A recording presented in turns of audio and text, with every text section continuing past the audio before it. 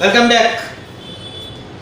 ધોરણ 11 અર્થશાસ્ત્ર ઇકોનોમિક્સ માં ચેપ્ટર નંબર 3 જે આપણે કન્ટિન્યુ છે માંગ. માંગ વિશે આપણે અત્યાર સુધીમાં તમને ખ્યાલ જ છે પ્રમાણે બે ક્વેશ્ચન ભણી ગયા. માંગના ટોટલ બે ક્વેશ્ચન આપણે સ્ટડી કરી ગયા અને લાસ્ટમાં આપણે માંગનો અર્થ અને માંગને અસર કરતા પરિબળો જોયા. કે કોઈ પણ વસ્તુ ખરીદવાની ઈચ્છા શક્તિ ને તૈયારી હોય એને માંગ કહેવાય, વાત સાચી. પણ એ માંગને અસર ઘણા બધા પરિબળો કરે, જેમાં આપણે કિંમત પરિબળ પણ જોયું હતું અને કિંમતની સાથે કિંમત સિવાયના પરિબળ વિશે પણ થોડી ઘણી ચર્ચાઓ તો કરી ગયા હતા. કે ખાલી કિંમત એક જ માંગને અસર કરે એવું નથી, કિંમત સિવાયના પરિબળ પણ માંગને વધતા ઓછા પ્રમાણમાં અસર કરે, જે આપણે જોઈ ગયા હતા. રેડી? તો આજે આપણે ક્વેશ્ચન નંબર 3 શરૂ કરવાનો છે. આઈ હોપ કે તમે બે ક્વેશ્ચન છે તે તમારી બુકમાં રાઈટ ડાઉન કરેલા જ હશે. Done? Now V can continue with question number 3. Ready? તમારે ક્વેશ્ચન વાઇઝ જવાનું છે, જે તમને ખ્યાલ જ છે. ત્રીજો પ્રશ્ન છે માંગના નિયમની અનુસૂચિ. અનુસૂચિ એટલે યાદી. તો માંગના નિયમની અનુસૂચિ અને આકૃતિની મદદથી સમજાવો. શેની મદદથી સમજાવવાની છે? આકૃતિની મદદથી. એટલે તમારે પહેલા માંગ એટલે શું એનો અર્થ સમજાવવાનો, ત્યાર પછી માંગનો નિયમ આવશે, ત્યાર પછી આવશે જો રેડ પેનથી લખેલું છે માંગના નિયમની ધારણા. કારણ કે આ પ્રશ્ન 2 માર્ક્સમાં પણ પૂછી શકે કે માંગના નિયમની ધારણા સમજાવો. ધારણા એટલે શું? તો કે અર્થશાસ્ત્રીઓના મગજમાં આવેલી અમુક વાતો હોય, જે ધારણા હોય કે આવું હોય તો આવું થઈ શકશે. આપણે સમજશું ત્યારે બ્રીફમાં એના વિશે માહિતી પણ મેળવશું. ત્યાર પછી એની આકૃતિ અને અનુસૂચિ એટલે કોષ્ટક આવશે અને આકૃતિ જે આપણે અગાઉ પણ ડ્રો કરેલી છે એવી જ રીતે આ રીતે આખો 5 માર્ક્સનો ક્વેશ્ચન છે તે રેડી થાય. ડન? અને વન્સ અગેન કે આ ક્વેશ્ચનમાં તમને અમુક ધારણાઓ છે એ સેપરેટલી 2 અથવા તો 3 માર્ક્સમાં પણ પૂછી શકે. ડન? તો once again we will start our question number 3. માંગના નિયમની અનુસૂચિ. તો માંગ એટલે શું, એની અનુસૂચિ અને ત્યાર પછી એની ધારણાઓ આપણે સમજવાની રહેશે. ડન? તો સૌથી પહેલા નિયમ અનુસાર શું આવશે? પ્રસ્તાવના. અને પહેલા પણ તમને કીધેલું જ છે કે 5 માર્ક્સના જે ક્વેશ્ચન હોય એમાં પ્રસ્તાવના અને એન્ડ સૌથી વધારે મહત્વ છે એ ધરાવે છે. So we can continue with ધેમ.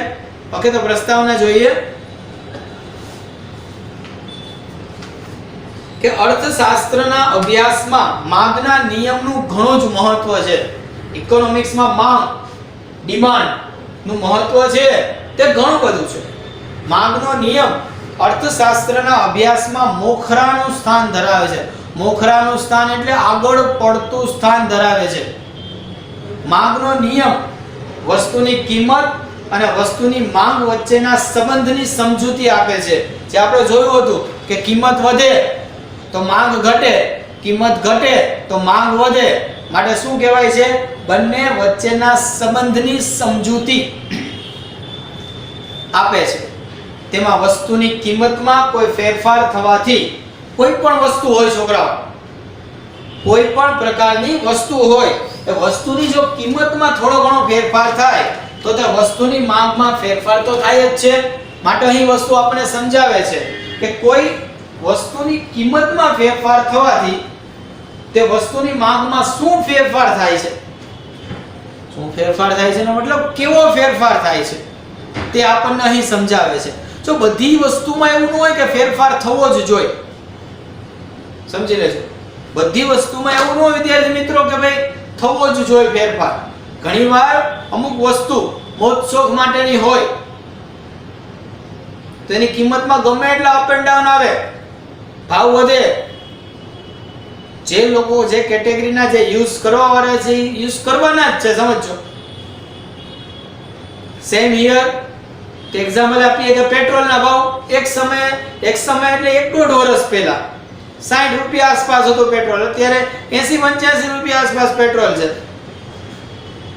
તો કિંમત વધી તો શું માંગ ઘટી ગઈ? કિંમત વધી તો શું માંગ ઘટી? તમે વિચારો. અમુક ટાણી વધી સાહેબ, તો અહીંયા આ નિયમ લાગુ નથી પડતો. એટલે આ વસ્તુ છે તે સમય ઉપર આધારિત છે કે બધી જગ્યાએ બધા પ્રકારના નિયમો છે જે માગના એ લાગુ પડતા નથી. તો આપણે હવે જોશું માગનો નિયમ શું કહે છે. રેડી?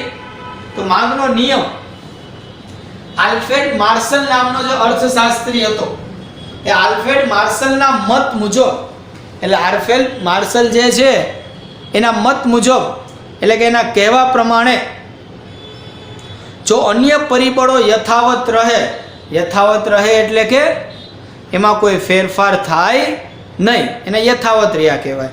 તો અન્ય પરિબળો શું રહે? યથાવત રહે, એટલે કે એમાં કોઈ ફેરફાર થાય નહીં.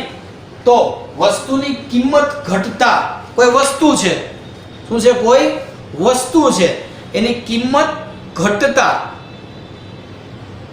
વસ્તુની માંગનું શું થાય છે? વિસ્તરણ થાય છે. સમજી લેજો કે બેઝિક વસ્તુ છે, જીવન જરૂરી વસ્તુ છે, હવે એની કિંમત ઘટી ગઈ. કિંમત શું થઈ? ઘટી ગઈ. એટલે લોકો એની માંગ શું કરી લીધી? વધારી લીધી. લોકો એની માંગ શું કરી લીધી વિદ્યાર્થી મિત્રો? તો કે વધારી લીધી. અને વસ્તુની કિંમત છે એ વધી. અમુક વસ્તુ એવી છે કે જેની કિંમત શું થઈ? વધી. કિંમત વધી તો શું થશે? તો કે વસ્તુની માંગનું શું થયું? સંકોચન થયું. શું થયું? સંકોચન થયું. સમજી લેજો. માંગનું શું થયું વિદ્યાર્થી મિત્રો? સંકોચન થયું. સમજી લેજો. આમ વસ્તુની કિંમત અને વસ્તુની માંગ, માઇન્ડ ઇટ માય વર્ડ, વસ્તુની કિંમત અને વસ્તુની માંગ વચ્ચે કેવો સંબંધ હોય છે? વ્યસ્ત સંબંધ હોય છે. કેવો સંબંધ હોય છે? વ્યસ્ત સંબંધ હોય છે. વિદ્યાર્થી મિત્રો કે આપણે અગાઉ પણ જોયું હતું આની આકૃતિ, આનો જોઈને કે ભાઈ એક વસ્તુ એટલે કે કિંમત છે એ વધે તો બીજી વસ્તુ જે માંગ છે એ ઘટવાની જ છે. આને શું કહેવાય? વ્યસ્ત સંબંધ. કેવો? વ્યસ્ત સંબંધ, ઊંધો સંબંધ. સમજી લેજો. અગાઉના લેક્ચર્સમાં પણ આપણે આ વસ્તુ જોઈ હતી. આ ખાસ ધ્યાનમાં રાખવાનું કે કિંમત અને માંગ વચ્ચે કેવો સંબંધ છે? તો કે વ્યસ્ત સંબંધ છે. કે એક વધે તો એક શું થાય છે? ઘટે છે. એક વધે તો એક શું થાય છે? ઘટે છે. સમજી લેજો. જે શું છે? માંગનો નિયમ છે. જે શું છે? માંગનો નિયમ છે. રેડી? નેક્સ્ટ આવે છે માંગના નિયમની ધારણા. માંગનો જે નિયમ છે એ નિયમની ધારણા શું કહે છે એ અહીંયા આપણે સમજાવે છે કે જે માંગ છે એનો જે નિયમ છે એની ધારણા શું કહે છે એ આપણને અહીં સમજાવે છે. તો માંગનો નિયમ કેટલીક ધારણાઓ ઉપર રચાયેલો છે. રચાયેલો છે એટલે કે બનાવવામાં આવેલો છે. સમજો. જો છોકરાઓ આ બધા નિયમો અર્થશાસ્ત્રીઓએ બનાવેલા હોય અને એને એમને ન બનાવ્યા હોય, કાંઈ એના ઉપર એને રિસર્ચ કરેલું હોય, રિસર્ચ કરી પ્રેક્ટિકલ કરે કે હકીકતમાં જે નિયમ બનાવે છે એ સાચો છે કે ખોટો, ખાલી એમને એમ કહેવા પૂરતો કહી દેવું ન હોય. એટલે અહીં આપણને સમજાવે છે કે અમુક ધારણા ઉપર શું છે? રચાયેલો છે. માંગનો નિયમ કિંમતને કારણે માંગમાં થતો ફેરફાર સમજાવે છે. જો કિંમતમાં કઈ ફેરફાર ન થાય, જો કિંમત છે એ કિંમતમાં કઈ ફેરફાર જ ન થાય તો તમે સમજી શકો છો કે તો માંગમાં ફેરફાર થવાના તો કોઈ ચાન્સ જ નથી. તો માંગમાં ફેરફાર થવાના કોઈ ચાન્સ છે જ નહીં. પણ કિંમતમાં ફેરફાર થાય છે એટલે માંગમાં ફેરફાર થાય છે. તેથી કિંમત સિવાયના અન્ય પરિબળોને સ્થિર ધારી લેવામાં આવે છે. ધારી લેવું એટલે કે એક્સેપ્શન કરવું. તો એવી ધારણા શું? તો પહેલી ધારણા, તો તમને એક્ઝામમાં પૂછાય કે માંગના નિયમની ધારણા સમજાવો તો 5 ધારણા છે તે લખવાની આવશે. પહેલું છે ગ્રાહકની અભિરુચિ અને પસંદગી કેવી રહે છે? સ્થિર રહે છે. તો તમને પોઈન્ટ યાદ આવી જ ગયો હશે કે આપણે કિંમત સિવાયના પરિબળો જોયેલા હતા. રેડી?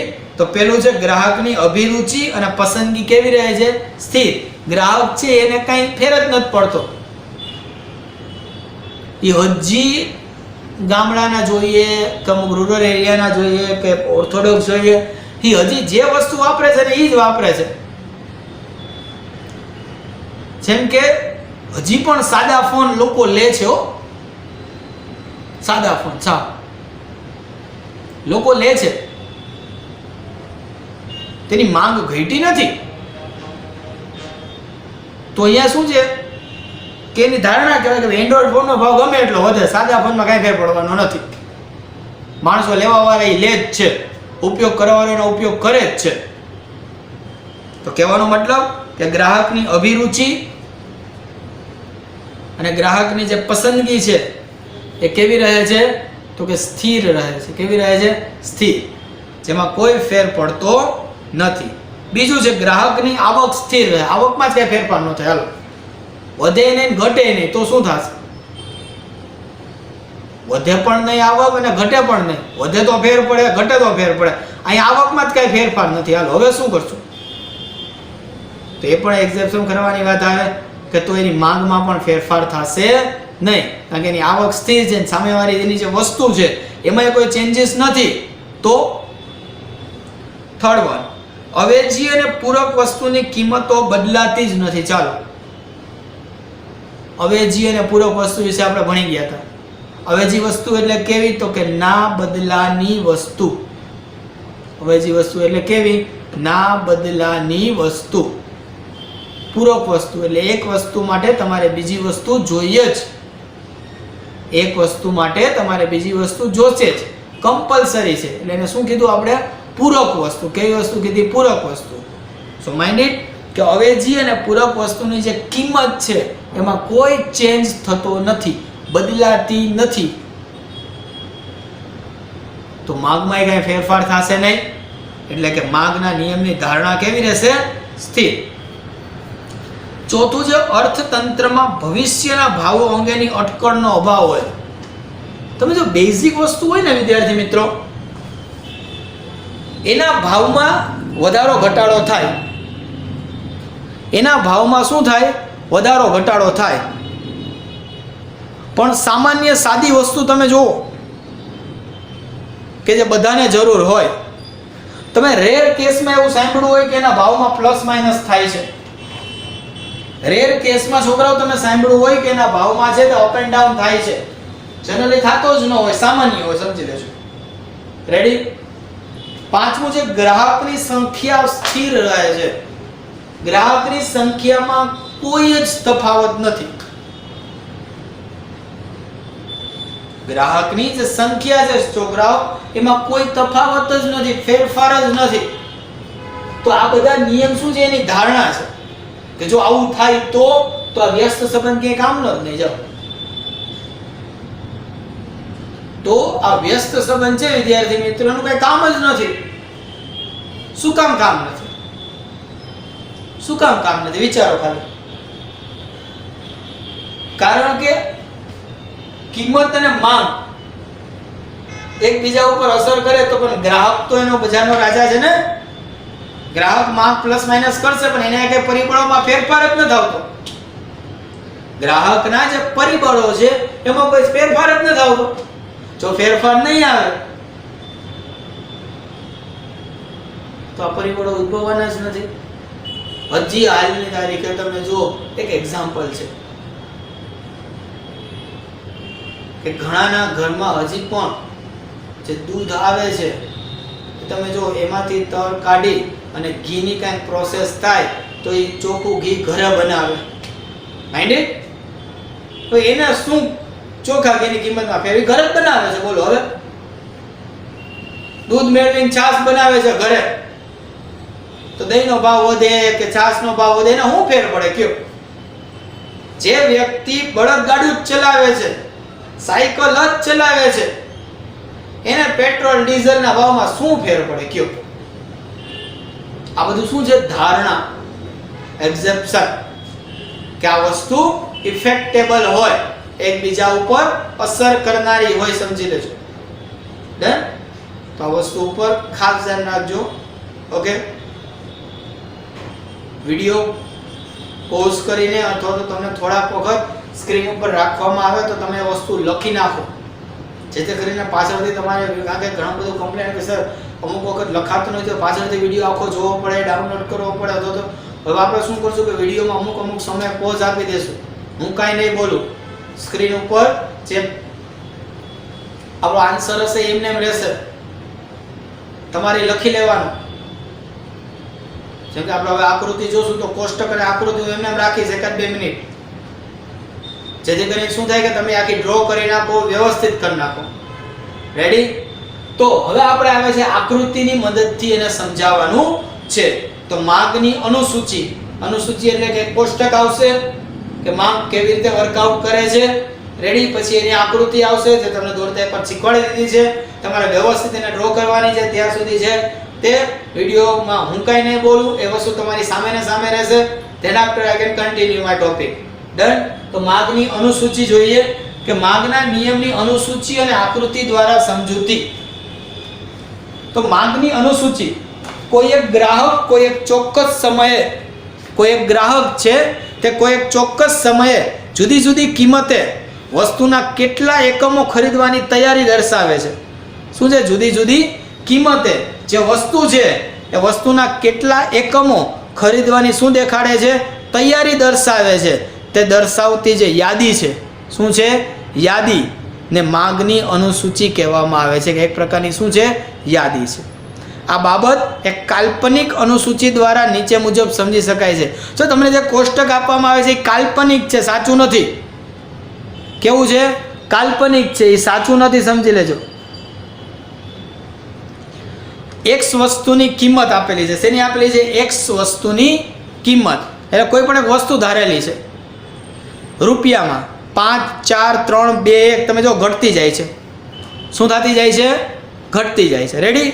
સામે જુઓ તો x વસ્તુની માંગ આપેલી છે કે 5 રૂપિયા હોય તો 100 એકમ, 5 રૂપિયા હોય તો 100 એકમ, 4 રૂપિયા હોય તો 200 એકમ, 3 રૂપિયા હોય તો 300 એકમ, 2 રૂપિયા હોય તો 400 એકમ, 1 રૂપિયો હોય તો 500 એકમ. તો સમજી શકો છો કે જેમ જેમ કિંમત ઘટતી જાય એ માંગ કેવી થતી જાય છે? તો કે વધતી જાય છે. શું છે? તમે જોઈ શકો છો કે આ જે વ્યસ્ત સંબંધ છે એ જ વસ્તુ તમને સમજાવી અહીં કે જેમ જેમ કિંમત છે આમાં વધેલી છે. અહીંયા કોષ્ટકમાં તમને શું કીધું છે? કિંમત છે એ શું થતી જાય છે? ઘટતી જાય છે. જે કિંમત છે એ શું થતી જાય છે? ઘટતી જાય છે. તો વસ્તુની જે માંગ છે એ શું થાય છે? વધે છે. કિંમત શું થાય છે? ઘટે છે. રેડી? જે એક્ઝામ્પલ તમને આપેલું છે, અનુસૂચિ તમને આપેલી છે એ આ પ્રકારે છે કે જે કિંમત શું થાય છે? ધીમે ધીમે ધીમે ઘટતી જાય છે. કિંમત શું થતી જાય છે? ઘટતી જાય છે. તો માંગ શું થતી જાય છે? ધીમે ધીમે ધીમે વધતી જાય છે. માઇન્ડેડ? હવે આપણે એની આકૃતિ તમે જોઈ શકો છો બોર્ડ ઉપર. અને ખાસ ધ્યાનમાં રાખજો, આ આકૃતિ તમારે અત્યારે જ દોરવાની છે. એટલી મિનિટ પોઝ રહેશે. રેડી? એટલે કોષ્ટક અને આકૃતિ તમે બાજુમાં જોઈ શકો છો. અગાઉ કોષ્ટક કરેલું હતું ને આકૃતિ. ડન?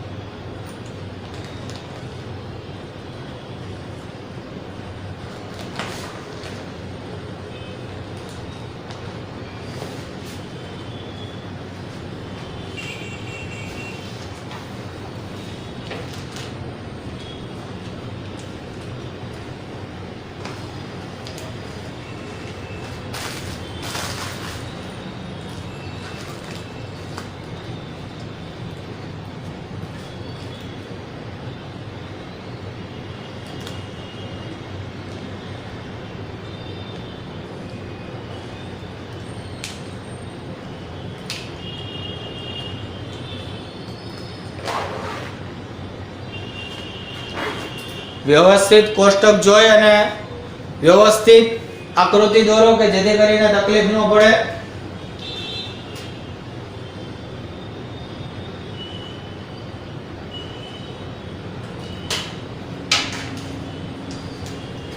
ઘણીવાર આ આકૃતિ છે તે તમને એમને પણ 2 માર્ક્સ કે 3 માર્ક્સ ની અંદર છે તે પૂછી શકે. તો ખાલી તમારે આકૃતિ અને અનુસૂચિ છે ડ્રો કરવાની થાય.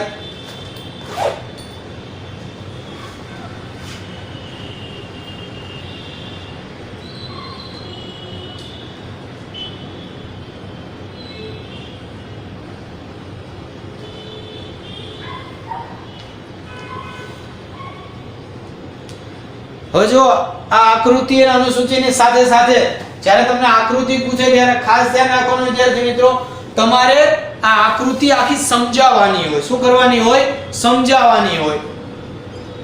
જે આખી સ્ક્રીન ઉપર તમે જોઈ શકો છો આવે છે કે ઉપરોક્ત અનુસૂચિ અને આકૃતિમાં દર્શાવ્યા મુજબ જેમ જેમ વસ્તુની કિંમત ઘટે છે તેમ તેમ વસ્તુની માંગ શું થાય છે?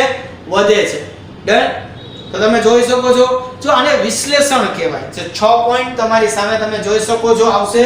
અત્યારે 3 પોઈન્ટ છે, બાકીના પોઈન્ટ 3 આવશે. એને અનુસૂચિ કહેવાય. શું કહેવાય? અનુસૂચિ. જનરલી આ બધું આલેખમાં કરવાનું આવે, બહુ સિમ્પલ હોય. આને આ બેઠે બેઠે લખવી એવું ન હોય, તમે તમારી જાતે પણ લખી શકો. તમે તમારી જાતે પણ છે તે ઈઝીલી લખી શકો છો. સમજી લેજો. તો અહીંયા તમને કીધું છે કે આકૃતિમાં OX ધરી પર શું આપેલું છે? તો કે વસ્તુની માંગ આપેલી છે અને OY ધરી ઉપર શું છે? કિંમત. જે તમે આકૃતિમાં લખ્યું હોય એ જ લખવાનું હોય. ત્યાર પછી તમે જુઓ છો DD રેખા એ માંગ રેખા છે જે આડી હોય છે, જે તમે દોરી હોય. ત્યાર પછી ત્રીજામાં જો તમે શું આપેલું છે કે જેમ કે DD રેખા પર આવેલા ABCD બિંદુઓ શું છે? જુદી જુદી કિંમતે વસ્તુની માંગ કેટલી છે એ આપણને શું કરે છે? દર્શાવે છે. કે વસ્તુની માંગ દર્શાવે છે. ત્યાર પછી શું છે કે જેમ કે A બિંદુને વસ્તુની કિંમત 5 રૂપિયાની છે, જ્યારે વસ્તુની માંગ 100 એકમ છે. એ વસ્તુ આપણે તમારી જાતે પણ ટૂંકમાં તમે લખી શકો. B વસ્તુની કિંમત ઘટીને 4 થાય છે, ત્યારે વસ્તુની કિંમત એટલે માંગ વધીને 200 થાય છે. તેવી રીતે E બિંદુએ વસ્તુની કિંમત ઘટીને 1 રૂપિયો થાય છે, ત્યારે માંગ વધીને કેટલી થાય છે? 500 એકમ. આમ આકૃતિમાં દર્શાવેલ ABCD બિંદુઓ જોડતા એક DD એક નવી રેખા પ્રાપ્ત થાય છે, જે ડાબી બાજુ ઉપરથી જમણી બાજુ તરફ નીચેની તરફ ઢળેલી છે. એટલે કે DD રેખા માંગ રેખા ઋણ ધાર દર્શાવે છે, એટલે કે માઈનસ દેખાડે છે. માંગ રેખાનો ઋણ ધાર એ દર્શાવે છે કે કિંમત અને માંગ વચ્ચે કેવો સંબંધ છે? વ્યસ્ત. એટલે કે વસ્તુની કિંમત ઘટતા માંગ વિસ્તરે છે અને વસ્તુની કિંમત ઘટતા માંગ શું થાય છે? સંકોચાય છે. રેડી વિદ્યાર્થી મિત્રો? તો આ વિશ્લેષણ પણ તમારે લખવું પડે. 5 માર્ક્સ નો પ્રશ્ન છે તો લેંઘી તો હોવાનો જ. પણ જે ત્રીજો ચોથો ને જે ચોથો પાંચમો અને છઠ્ઠો પોઈન્ટ છે તમારી રીતે તમે ટૂંકમાં પણ લખી શકો. રેડી? પણ જ્યારે તમે આકૃતિ દોરો તો આ વિશ્લેષણ કમ્પલસરી હોય. વિશ્લેષણ બહુ ઈઝી હોય કે તમે આકૃતિ કેવી રીતે દોરી એ તમારે ખાલી સમજાવવાની હોય, બીજું કાંઈ ન હોય. બહુ સિમ્પલ હોય. 1-2 વાર લખશો એટલે આવડી જશે. ડન? તો સ્ટુડન્ટ્સ આપણે અહીંયા ચેપ્ટર નંબર 3 નો ક્વેશ્ચન નંબર 3 આપણે એ શું કરીએ છીએ? કમ્પ્લીટ કરીએ છીએ. રેડી? આ આખો આન્સર તમે તમારી બુકની અંદર વ્યવસ્થિત લખવાનો છે. નેક્સ્ટ લેક્ચરમાં આપણે ક્વેશ્ચન નંબર 4 તરફ આગળ વધીશું. Okay students, thank you.